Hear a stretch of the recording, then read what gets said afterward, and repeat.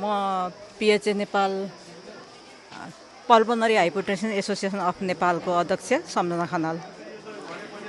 आजै चाहिँ हामीले केही त्यस्तो छैन। हामी मात्र के गर्न आयौँ भने यो 15 वर्षदेखि मुनिको बच्चाहरूमा कुनै मुटुको समस्या छ र अथवा पिएचको समस्या छ भन्ने कुरा चाहिँ हामी स्क्रिनिङ भनेको सूक्ष्म परीक्षण मात्रै हामी यहाँ गर्न आएको। हामी लगभग 400 विद्यार्थी हेर्छौँ।